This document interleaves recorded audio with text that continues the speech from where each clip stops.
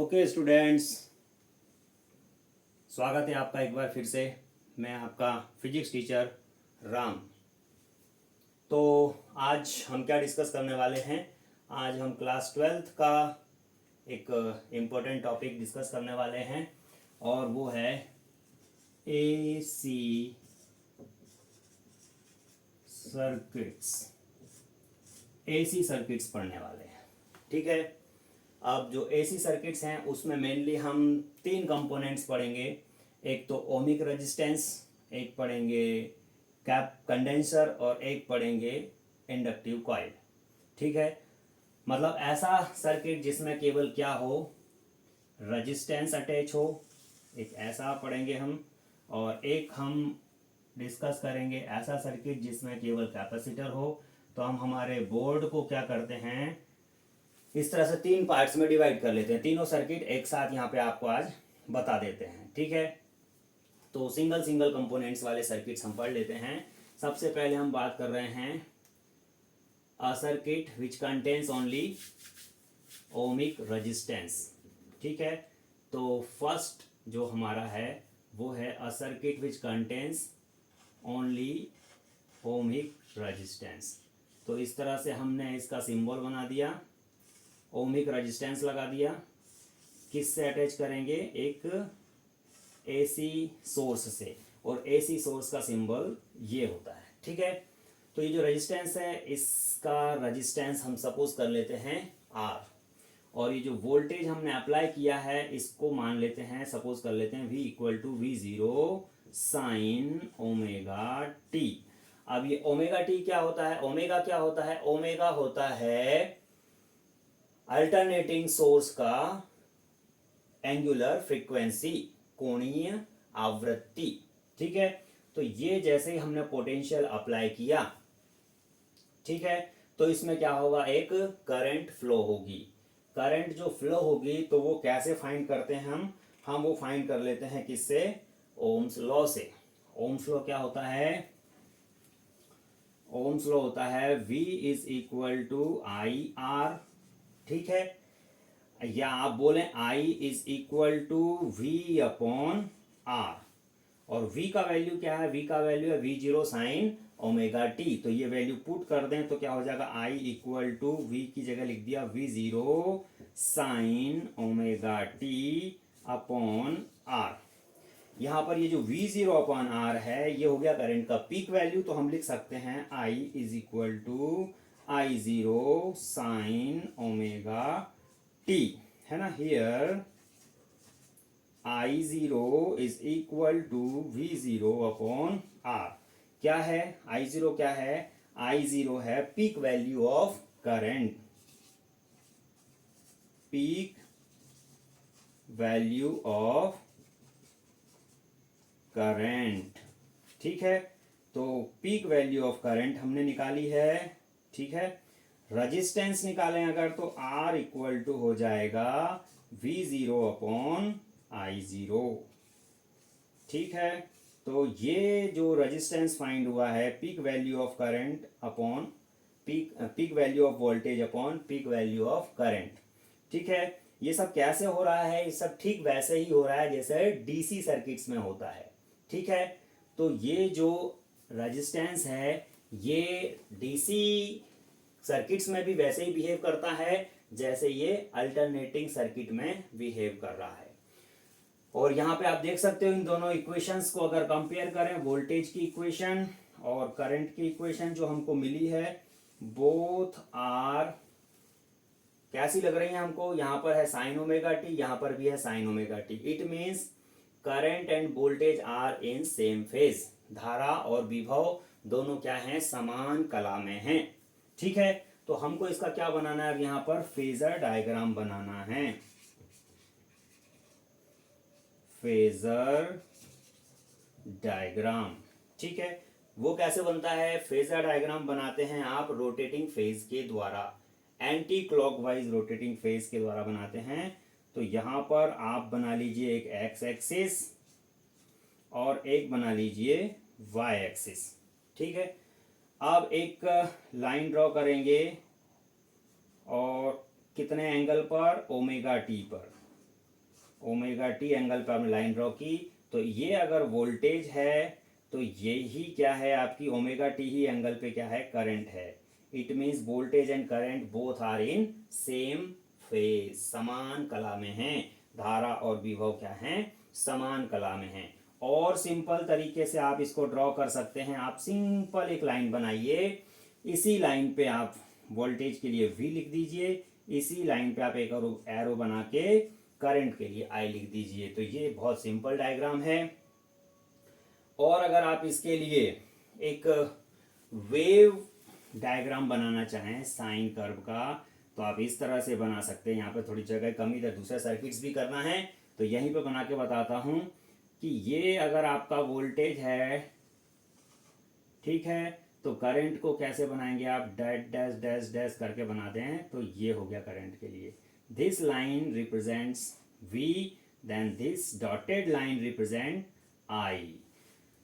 तो क्या हो रहा है, when your voltage acquires peak value at that time, at the same time current also gets its peak value. मतलब जब विभव उच्चतम मान पे पहुंचता है, उसी समय धारा भी क्या होती है, उच्च मान पे पहुंच जाती है। और जब वोल्टेज जीरो होता है तो धारा भी जीरो हो जाती है। इसका मतलब यह है कि विभव और धारा के बीच में कोई कलांतर नहीं है। There is no phase difference between voltage and current. तो ये हो गया आपका ऐसा सर्किट जिसमें क्या है, ओनली रेजिस्टेंस जुड़ा हुआ है। A circuit which contains only ohmic resistance. ठीक है, क्या है ये, ओनली ओमिक रेजिस्टेंस। ठीक है, सेकंड हम पढ़ने वाले हैं। सेकंड हमारा जो सर्किट है वो हम पढ़ने वाले हैं which contains only कंडेंसर, जिसमें केवल क्या हो, केवल एक कंडेंसर जुड़ा हो। तो यहाँ पर डायग्राम बनाते हैं। ये हमने एक कंडेंसर ले लिया और इसको जोड़ दिया एक AC मेन सप्लाई से, ये हो गया सिंबल। ठीक है, capacity of this condenser is C। Suppose इस कैपेसिटर की कैपेसिटी कितनी है, कंडेंसर की C है। और यहाँ पर जो अप्लाई किया है वोल्टेज वो है V equal to V0 sine omega t. ठीक है भाई, बात समझ में आ गई। तो ये जो इस कंडेंसर है, इसकी प्लेट्स पर जो चार्ज होगा वो कितना होगा, आप सभी पढ़ चुके हैं पहले। Charge on the plates of condenser कितना होगा, Q इक्वल टू होता है CV। ये फार्मूला होता है चार्ज का। कंडेंसर की प्लेट्स के ऊपर चार्ज कितना होगा, Q इक्वल टू CV। और current in circuit, current in circuit कितना होगा, तो कंडेंसर में करंट जो होता है I करंट का डेफिनेशन होता है dQ by dt। Rate of flow of charge is called current. आवेश प्रवाह की दर को धारा कहते हैं। तो ये हो गई करंट की वैल्यू। यहां पर Q की वैल्यू अगर पुट कर दें तो ये हो जाएगा I is equal to d by d t. Q का वैल्यू ये रहा, कितना है, CV। ठीक, और V का वैल्यू है V equal to V0 sine omega t, तो वो भी पुट कर देते हैं। तो ये हो जाएगा I is equal to d by d t of C into V का वैल्यू है V0 साइन ओमेगा टी। समझ में आया। अभी क्या करें, ये C और V0 तो कांस्टेंट है, इनको डिफरेंशिएशन से बाहर ले लेते हैं। तो डिफरेंशिएशन किसका होगा, केवल d by d t of sine omega t. अब डिफरेंशिएशन मतलब अवकलन, अवकलन के सूत्र आपको पता होंगे।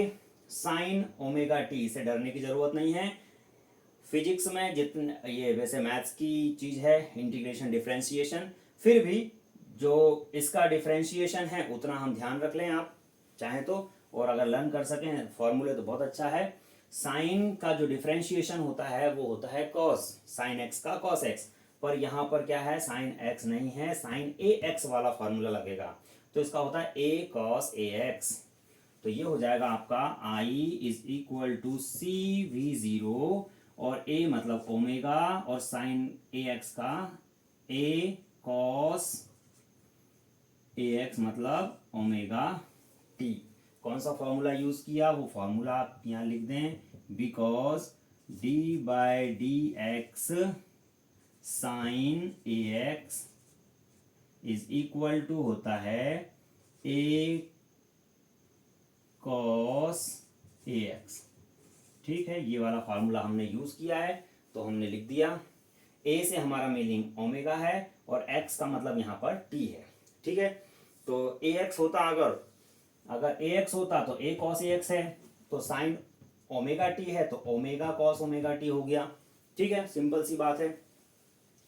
अब यहाँ पर अगर हम इस इक्वेशन को इस इक्वेशन से कंपेयर करना चाहें, तो यहाँ साइन है तो इसको भी साइन में कन्वर्ट करना पड़ेगा, तो कन्वर्ट कर लेते हैं। ट्रिग्नोमेट्री का फॉर्मूला होता है कॉस थीटा इक्वल टू होता है साइन 90 प्लस थीटा, तो लिख देते हैं I equal to C we zero omega, और कॉस थीटा को लिख देते हैं साइन 90 प्लस थीटा।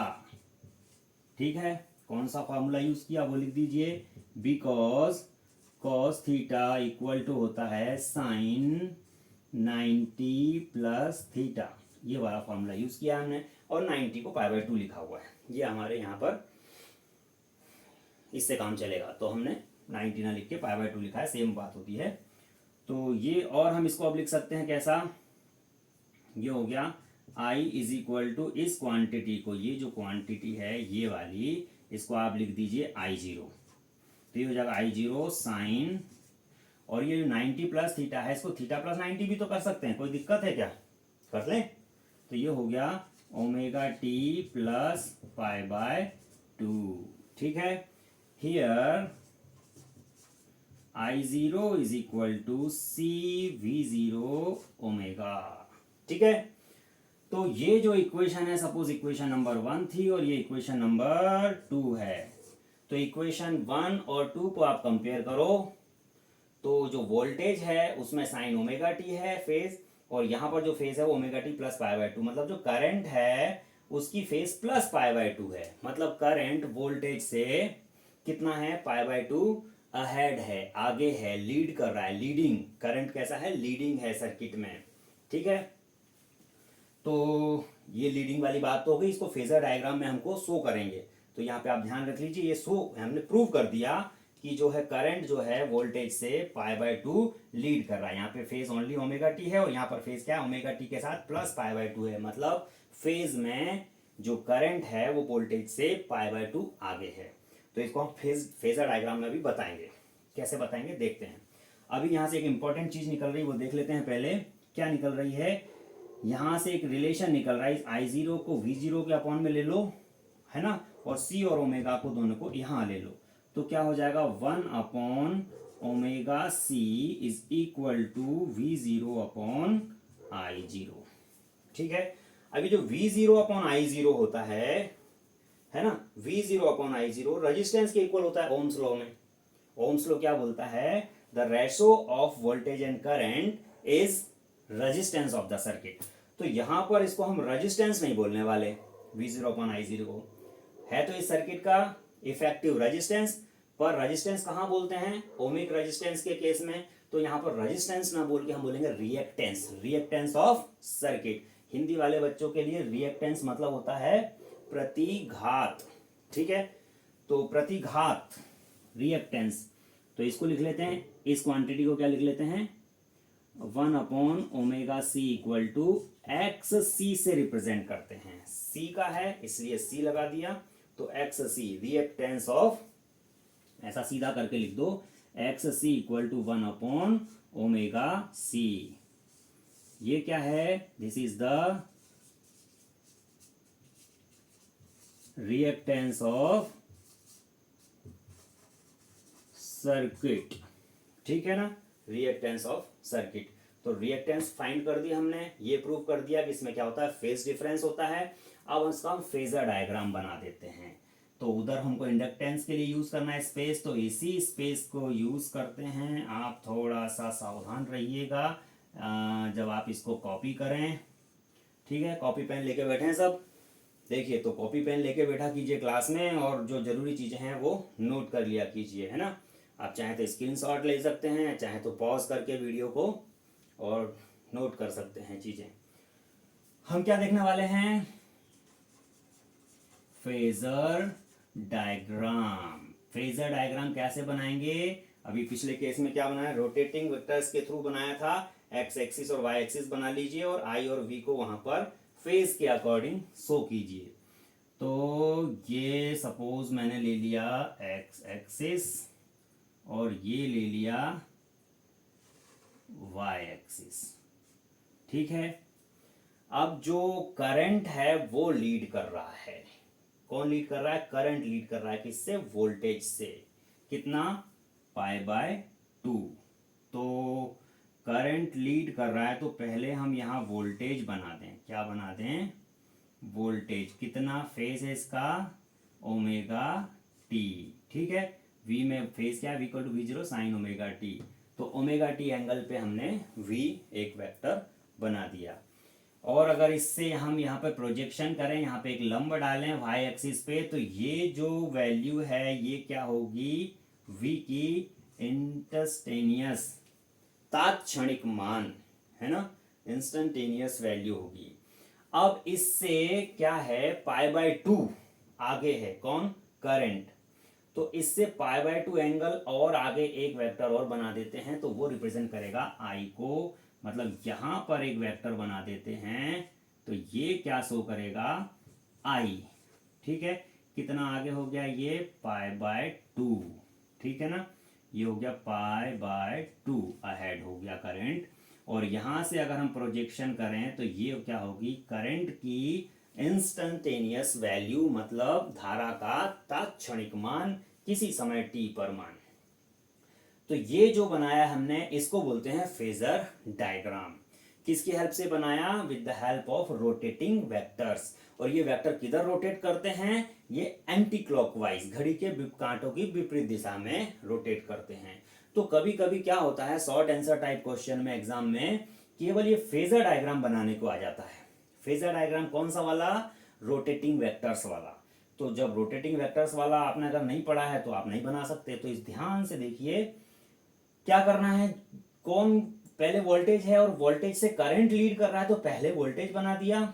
उसकी फेज कितनी? ओमेगा टी एंगल पे, तो एक्स के साथ ओमेगा टी पे वो रोटेट करके पहुंच गया एंटी क्लॉकवाइज डायरेक्शन में, है ना। यहाँ पे होगा स्टार्टिंग में, और ओमेगा टी रोटेट करके कहाँ पहुंच गया? वो यहाँ पर था पहले भी, और रोटेट करके कहाँ पहुंच गया? यहाँ पर ओमेगा टी एंगल से। और फिर यहाँ से करंट इससे π/2 और आगे है, तो इससे π/2 मतलब 90 डिग्री रोटेट करके हमने क्या बना दिया? करंट। तो ये रोटेशन किस डायरेक्शन में हो रहा है? ये रोटेशन हो रहा है एंटी क्लॉकवाइज डायरेक्शन में, घड़ी के कांटों की विपरीत दिशा में। घड़ी के कांटे किधर घूमते हैं? इधर घूमते हैं। ठीक है, तो ये जो वेक्टर्स हैं कैसे हैं? एंटी क्लॉकवाइज डायरेक्शन में रोटेट कर रहे हैं। तो ये कहलाता है फेजर डायग्राम। बहुत सिंपल बनाना चाहें तो आप ऐसा बना लीजिए, एक वेक्टर यहाँ पर बनाइए v, ठीक है, और I कहाँ बना दीजिए? ऊपर बना दीजिए। तो ये करंट ने लीड कर लिया कितने से? π/2 से। ठीक, और एक और बना सकते हैं आप। अगर यहाँ करंट ले लें तो वोल्टेज को नीचे लेना पड़ेगा, क्योंकि क्या है? वोल्टेज पीछे चल रहा है करंट से, है ना। या इसका उल्टा बोलेंगे, वोल्टेज से करंट आगे चल रहा है, या करंट से वोल्टेज पीछे चल रहा है। ठीक है ना, समझ में आ गया। तो ऐसा भी बना सकते हैं, मतलब आप अगर यहाँ पर आप क्या ले लें? करंट ले लें, तो वोल्टेज यहाँ बनेगा। समझ में आ गई आपको बात? करंट से वोल्टेज पीछे है, या वोल्टेज से करंट आगे है। कितना? π/2, 90 डिग्री, है ना। तो लैगिंग में कौन है? लैगिंग में है वोल्टेज। लीडिंग में कौन है? लीडिंग में है करंट। करंट लीड कर रहा है ना, आगे चल रहा है। तो इसको अगर आप इस तरह से वेव डायग्राम के थ्रू बनाना चाहें तो फेजर डायग्राम हो गया ये, और सिंपल हो गया। और आप वेव डायग्राम बनाना चाहें तो वेव यहाँ यूज कर ले। देखो बड़ा बहुत हौच पौच हो गया है, पर थोड़ा सा अगर स्टार्टिंग से आप देख रहे हैं और बहुत ध्यान से देखें तो आपको सब पता है कि कब कौन सी चीज़ करी है ना। तो 3 चीज़ें करना है तो थोड़ा सा, है ना, या फिर 3 वीडियो बनाता अलग अलग, तो बहुत एक साथ कंपेयरिंग करके चलें तो समझ में अच्छे से आता है। तो लीड कौन कर रहा है? लीड करंट कर रहा है। करंट लीड कर रहा है मतलब पहले वोल्टेज को बना देते हैं, वोल्टेज को डार्क लाइन से बना देते हैं। चलिए ठीक है, एक्स एक्सिस पे, और यहाँ पे क्या ले लिया है? वोल्टेज और करंट दोनों इस एक्सिस पे ले लिए हैं। तो ये वोल्टेज के लिए होगी लाइन, और करंट के लिए आप यहाँ से स्टार्ट कर दीजिए ऐसे, ठीक है। तो ये लाइन किसको रिप्रेजेंट कर रही है? करंट को, परिपथ में धारा को, और डार्क लाइन किसको शो कर रही है? विभव को, ठीक है। और दोनों में फेज डिफरेंस कितना हो गया? पाई बाय, यहाँ लिख दो, ये वैल्यू होती है पाई बाय 2। तो पाई बाय 2 का फेज डिफरेंस हो गया। जब वोल्टेज 0 है उस समय करंट क्या है? मैक्सिमम है, और जब वोल्टेज मैक्सिमम है उस समय करंट क्या है? 0 है, ठीक है। तो ये शो हो गया, ये इससे देखने में आप बिल्कुल समझ सकते हैं कि क्या है, करंट जो है वो लीड कर रहा है, कितने से? पाई बाय 2 से, 90 डिग्री आगे चल रहा है, ठीक है। तो ये हो गया हमारा पूरा किसके बारे में? ऐसा परिपथ जिसमें केवल क्या है? एक संधारित्र लगा है। थोड़ा सा हिंदी में बोल दूं अब मैं, ऐसा परिपथ जिसमें केवल संधारित्र लगा है, उसके लिए हमने देखा कि संधारित्र लगा है और एक हमने उसमें क्या लगा दिया? प्रत्यावर्ती धारा का स्रोत लगा दिया। कितना? V बराबर V0 sine omega T. Charge on the plates of the condenser, मतलब संधारित्र के प्लेटों के ऊपर जो चार्ज है, आवेश है, वो आवेश होगा Q बराबर CV, है ना। तो और धारा क्या होती है? धारा होती है आवेश प्रवाह की दर। तो आवेश प्रवाह की दर मतलब dQ बाय dt, और यहाँ पर Q का वैल्यू CV पुट कर दिया और V का value V0 sine omega T put कर दिया। साइन CV0 कांस्टेंट था, अवकलन के किसका हुआ? केवल साइन ओमेगा टी का। तो साइन ओमेगा टी का अवकलन होता है साइन AX वाले फार्मूले से, ये फार्मूला लिखा हमने, साइन एक्स का A cos AX होता है, तो वो उससे हो गया, ये A यहाँ आ गया, cos X ओमेगा टी लिखा हुआ है, ठीक है। अब ये हो गया है, इसको कॉस को हमने साइन में कन्वर्ट कर लिया इस सूत्र की सहायता से, है ना। फॉर्मूला क्या होता है? कॉस थीटा बराबर साइन 90 प्लस थीटा। तो उससे हमने इसको कॉस को लिख दिया साइन 90 प्लस थीटा, मतलब थीटा हमारा क्या है? ओमेगा टी है, वो लिख दिया। अब उसके बाद जो है ये जो क्वांटिटी थी इसको हमने I0 पुट कर दिया। I0 क्या हो गया? CV0 ओमेगा, CV0 ओमेगा, ठीक है। अब यहाँ पर ये I0 हो गया है, तो यहाँ पर हमने बहुत इंपॉर्टेंट रिलेशन आया, I0 को V0 के अपॉन में ले गए, तो V0 upon I0 equal to क्या? C और ओमेगा इधर आ जाएगा अपॉन में, तो 1 अपॉन ओमेगा C, और ये होता है प्रतिरोध। ओम के नियम में विभव अपॉन धारा क्या होती है? प्रतिरोध। तो इस परिपथ का परिणामी प्रतिरोध, उसको प्रतिरोध नहीं बोलते, यहाँ पे क्या बोलते? प्रतिघात, एक नया शब्द है प्रतिघात या रिएक्टेंस। तो वो कितना हो गया? उसको XC से प्रदर्शित करते हैं, तो XC बराबर 1 अपॉन ओमेगा C, ठीक है। यहाँ से एक और बहुत इंपॉर्टेंट बात आती है, मैं आपको बताऊं कि कभी कभी ऐसा प्रश्न आता है परीक्षा में कि क्या दिष्ट धारा परिपथ में कंडेंसर को लगा सकते हैं, या ऐसा पूछ लेते हैं कि कंडेंसर अपने में से दिष्ट धारा को प्रवाहित नहीं होने देता और प्रत्यावर्ती धारा को प्रवाहित होने देता है ना। मतलब कि ये संधारित्र है, ठीक है, और इसमें अगर हम क्या प्रवाहित करें? दिष्ट धारा ऐसी, है ना, तो ये क्या हो गया? दिष्ट धारा आके इससे प्लेट से टकरा गई, आगे नहीं निकल पाई और जो प्रत्यावर्ती धारा है वो कैसे आ रही थी? ऐसे आती है वो, तो वो इस संधारित्र में से आगे निकल गई, है ना। तो ये ऐसा हो, एक्चुअल में ऐसा नहीं है। उसका रीजन यहां से मैं बताता हूं अभी, कि प्रत्यावर्ती धारा को कंडेंसर क्यों प्रवाहित होने देता है और दिष्ट धारा को क्यों प्रवाहित नहीं होने देता। पर याद रखने के लिए, किसको प्रवाहित होने देता है, किसको नहीं प्रवाहित होने देता है, उसके लिए आप ये ध्यान रख लो कि डीसी जो है सीधी चलती है, प्लेट से टकरा गई, आगे नहीं जा पाएगी, और एसी जो है वो कैसे चलती है? ऐसे साइन कर्व के रूप में चलती है, तो वो जूम जूम और निकल गई कैपेसिटर में से, ठीक है, पर ऐसा ऐसा नहीं समझाना है, एग्जाम में आए तो ऐसे नहीं बताना है।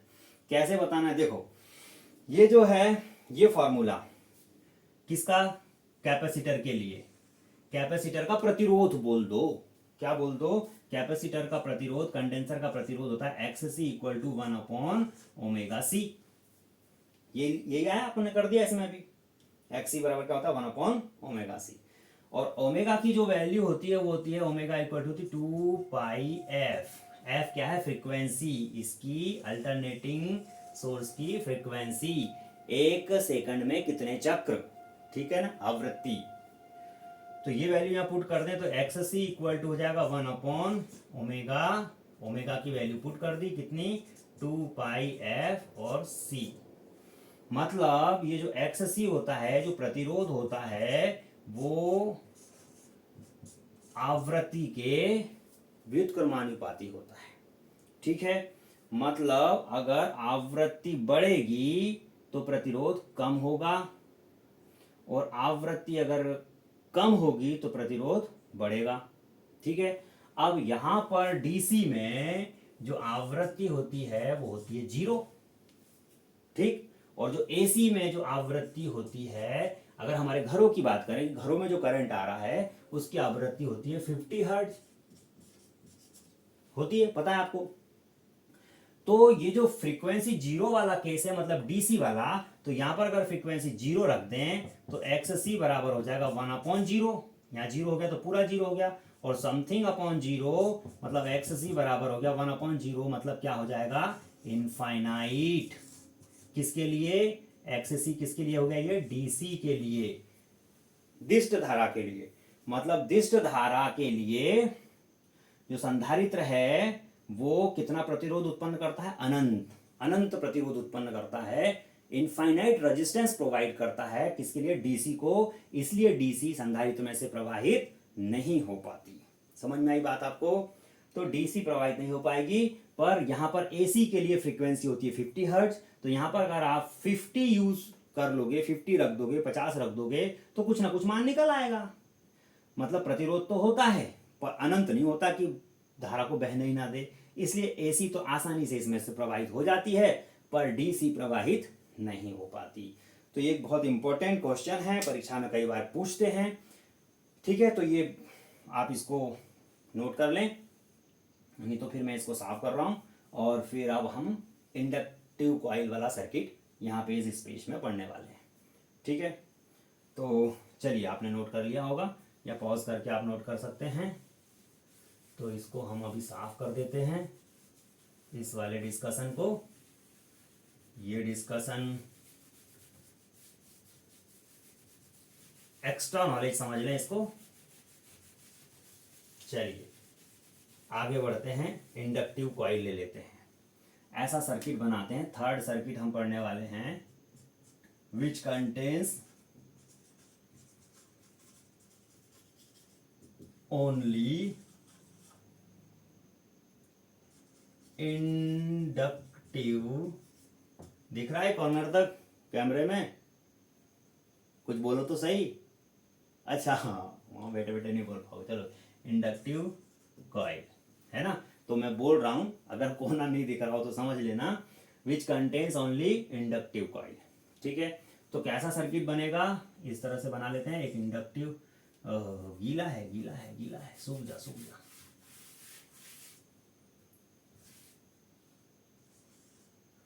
अरे अभी भी गीला है भाई, अरे हाथ नीले करवाओगे तुम हमारे। तो इंडक्टिव कॉइल बना दी, और क्या जोड़ दिया, एक एसी सप्लाई, प्रत्यावर्ती धारा का स्रोत। कितना वोल्टेज लगा दिया, V equal to V0 sine omega t, ठीक है। अब जो इंडक्टिव कॉइल होता है, आपने फैराडे का रूल पढ़ा भाई, कि एक ईएमएफ जनरेट होता है ना। वो कितना होता है, एक वोल्टेज जनरेट होता है, वो होता है V is equal to L di/dt, ठीक है ना। वोल्टेज धारा में परिवर्तन के समानुपाती होता है, समानुपाती का चिन्ह लगाते हैं, एक कांस्टेंट आता है एल, जिसको हम क्या बोलते हैं, इस प्रेरण कुंडली का इंडक्टेंस, प्रेरकत्व, इंडक्टेंस ऑफ दिस कॉइल। तो यहां पर से आ गया v equal to L d I by d t, या d I by d t is equal to क्या हो जाएगा भाई, एल अपॉन में आ जाएगा v अपॉन एल। ठीक है, तो d I by d t equal to V upon L. हम ऐसा कर क्यों रहे हैं, हमको क्या चाहिए, आई निकालना है। आई एक v का इक्वेशन हमने ही मान लिया है, और हम फिर क्या निकालते हैं, आई निकालते हैं। आई निकालते हैं, दोनों को कंपेयर करते हैं, v को और i को कंपेयर करते हैं और बताते हैं फेज डिफरेंस है कि नहीं है। तो यहाँ पर भी हम क्या कर रहे हैं, आई निकालने की कोशिश कर रहे हैं। अभी आई के साथ डी बाई डी टी है, अवकलन, इसको खत्म करना हो तो इसकी उल्टी क्रिया इसके साथ कर दो, वो क्या होती है, समाकलन। डिफरेंशिएशन को क्या कर दो, इंटीग्रेट कर दो। तो इंटीग्रेशन कर देते हैं दोनों तरफ का, integration D I by d T और इंटीग्रेशन ऑफ वी का वैल्यू भी रख दो, we zero sine omega T, बहुत अच्छी बात है भाई, we zero sine omega t upon D T, और किसके रिस्पेक्ट में, किसके रिस्पेक्ट में कर रहे हैं इसको डिफरेंशिएट, डी टी के रिस्पेक्ट में कर रहे हैं। ठीक है ना, ये अपॉन में डी टी कहाँ से आ गया यहाँ पर भाई, v अपॉन एल था यहाँ, तो गलती मत करो भाई। ठीक है ना, अब ये d by d t differentiation इस इंटीग्रेशन से रिमूव हो जाएगा, क्या बचेगा, only i is equal to, यहाँ पर v जीरो अपॉन एल तो कांस्टेंट है, इंटीग्रेशन से बाहर आ जाएगा। इंटीग्रेशन किसका होगा, only sine omega t d t. अब साइन ओमेगा टी का जो समाकलन है वो कैसे होता है, इंटीग्रेशन कैसे होता है, तो साइन का इंटीग्रेशन होता है minus cos x, sine x का माइनस कॉस एक्स, पर यहाँ पे साइन एक्स नहीं है, यहाँ पे साइन ए एक्स वाला फार्मूला लगेगा। ठीक है, तो साइन ए एक्स का फार्मूला होता है minus cos a x upon ए। ठीक है, वो फार्मूला लगा देते हैं, तो ये हो जाएगा I is equal to we zero upon L, और इंटीग्रेशन हो गया माइनस कॉस ए एक्स मतलब ओमेगा टी अपॉन ए मतलब ओमेगा, ये हो गया। ठीक है, समाकलन कर दिया।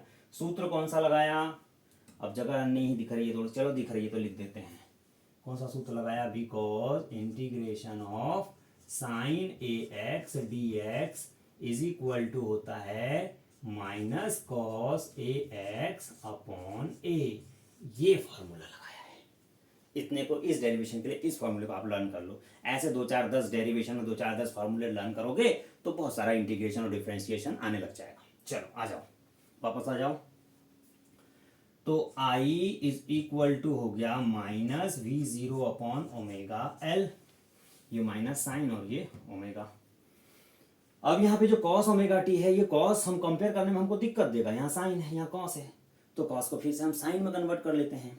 तो कॉस थीटा इक्वल टू होता है साइन 90 माइनस थीटा, तो इसको लिख देते हैं हम यहाँ पर, क्या लिख देते हैं, साइन 90 को पाई बाय 2 और माइनस थीटा मतलब ओमेगा टी। आ गया समझ में, क्या फॉर्मूला लिखा है, फॉर्मूला लिख दो, क्या है फॉर्मूला, बोलो जल्दी बोलो जल्दी बोलो, फॉर्मूला है cos theta equal to sine 90 minus theta, sine 90 minus theta equal to cos theta, या cos theta equal to sine 90 minus theta.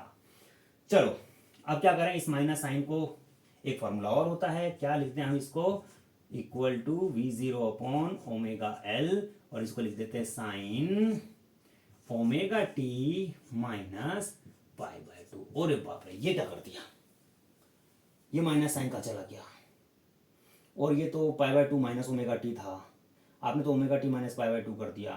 तो यहाँ पर एक फॉर्मूला और होता है, क्या होता है, फॉर्मूला होता है because minus sine theta equal to होता है साइन माइनस थीटा।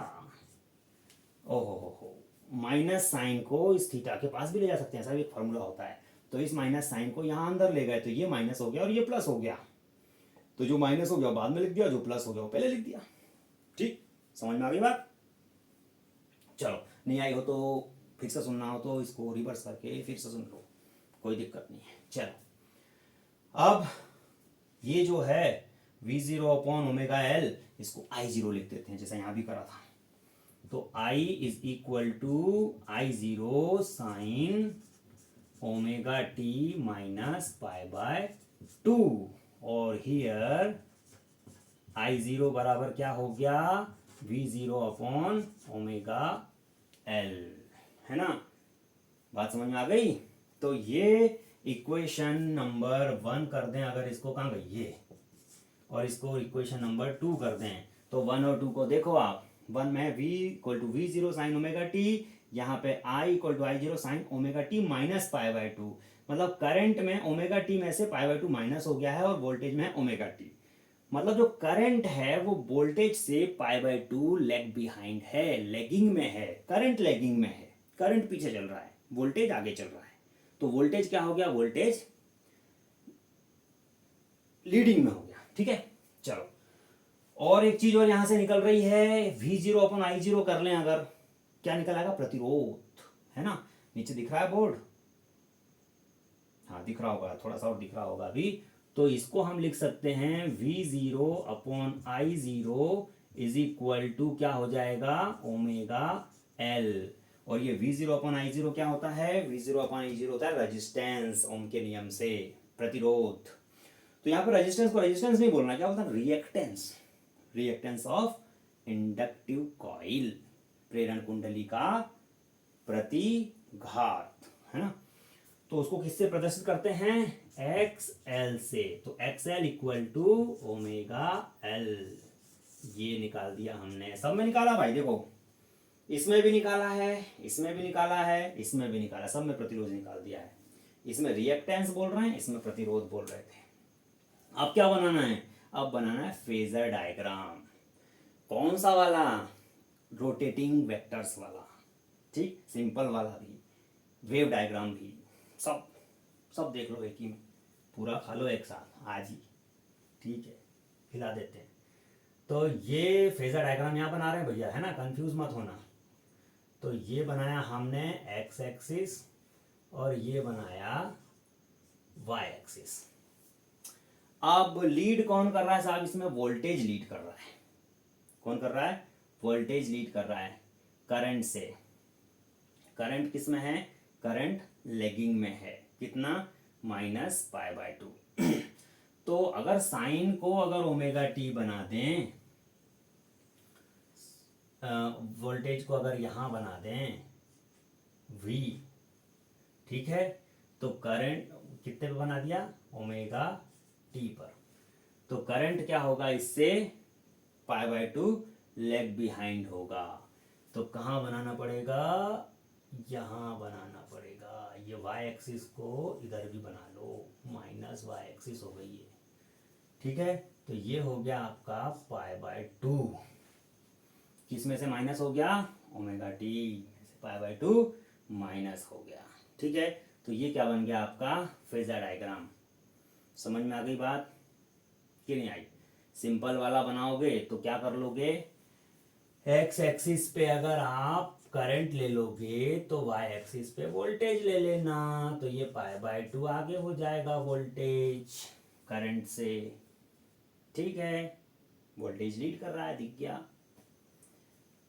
और अगर आपको क्या बनाना है, ये बनाना है, ग्राफिकल रिप्रेजेंटेशन करना है, वेव फॉर्म में अगर शो करना है, तो वोल्टेज को क्या करना है, आपको आगे रखना है। तो वोल्टेज को, डार्क लाइन को यहाँ बनाओ और करंट को यहाँ से स्टार्ट कर दो, ठीक है। तो ये हो गया आपका पूरा सिंगल सिंगल कंपोनेंट्स वाले सर्किट हो गए। अब डबल डबल वाले, एक ही सर्किट में आर भी लगाएंगे और सी भी यहीं लगा देंगे, या आर लगाएंगे और एल यहाँ लगा देंगे, एक ही सर्किट में दो कंपोनेंट लगा देंगे, या एल और सी कर लेंगे, सी और एल को एक साथ कर लेंगे। तो दो दो के पेयर बना के हम सर्किट पढ़ेंगे, वो अगले वीडियो में पढ़ेंगे। और एक बहुत इंपॉर्टेंट, वेरी वेरी आईएमपी जिसको बोलते हैं, वो होता है एलसीआर, मतलब ये तीनों कंपोनेंट एक ही सर्किट में लगा दिए। समझ में आ गई बात। तो अभी तो ये फिलहाल में ये देख लो, उतार लो, कर लो। सिंगल वाले भी कई बार एग्जाम में पूछ लेते हैं, ये भी आईएमपी हैं, मतलब आप सर्किट, आपको ऐसा सर्किट पूछ लेंगे जिसमें केवल कंडेंसर लगा हुआ है उसके लिए आप क्या बताओ, धारा का मान बताओ, विभव का मान बताओ, उसका रिएक्टेंस बताओ, फेजर डायग्राम बनाओ, ये सब कर दो। 3 नंबर या 4 नंबर में 3 और 4 मार्क्स का क्वेश्चन आ सकता है। ये सिंगल वाले भी आते हैं भाई। तो क्लास में पढ़ाया कि नहीं पढ़ाया? नहीं पढ़ाया तो यहाँ पढ़ना पड़ेगा, ठीक है। तो यहाँ कर लो, कोई दिक्कत नहीं। और अगर बोलोगे तो क्लास में भी पढ़ा दूंगा, ठीक है ना। तो क्या फिर वही बात, सब्सक्राइब करा कि नहीं करा हो तो कर लेना, ठीक है। क्योंकि अगर मैंने शेयर नहीं करा तो कैसे मिलेगा? सब्सक्राइब करोगे तो अपने आप, और बेल आइकन पर टिक करोगे तो आपको नोटिफिकेशन मिल जाएगा कि भाई कुशवाहा सर ने जो है अपलोड कर दिया है वीडियो, देख लो, समझ लो। चलो देख लो।